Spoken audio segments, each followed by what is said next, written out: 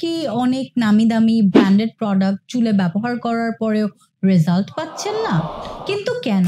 এর কারণ কি? সেটা জানতে হলে আজকের এই ভিডিওটা শেষ পর্যন্ত দেখতে হবে।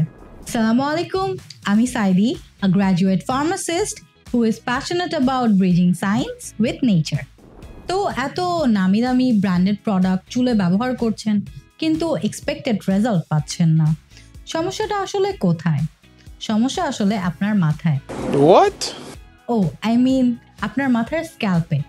স্পেসিফিক্যালি যদি বলতে হয় আপনার স্ক্যাল্পের পিএইচ ইমব্যালেন্সে, যা হতে পারে হার্শ বা কেমিক্যাল বেস শ্যাম্পু ব্যবহার করলে এক্সেস অয়েল বা ডার্ক জমেও স্ক্যাল্পের পিএইচ ইমব্যালেন্স হতে পারে। আমরা যারা হিজাব করি বা যাদের এক্সেসিভ সোয়েটিং হয়, এছাড়াও বাংলাদেশে পলিউশনের জন্য আমাদের যেসব টক্সিনস রিলিজ হয় সেগুলোর জন্য আমাদের স্ক্যাল্পের পিএইচের ইমব্যালেন্স ঘটতে পারে। No washing or excessive washing of your hair is also bad for your scalp, যার জন্য আমাদের পিএইচ হ্যাম্পার হতে পারে। রেজাল্ট হিসেবে আমরা দেখতে পারি ড্যান্ড্রফ, ইচিনেস, এছাড়াও আমরা যেসব নামি দামি প্রোডাক্ট ব্যবহার করছি সেগুলো আমাদের স্ক্যাল্পে অ্যাবজর্ব হতে পারে না। আমাদের স্ক্যাল্পে দেখা যায় স্ক্যাল্প ইনফেকশন, ব্যাকটেরিয়াল গ্রোথ।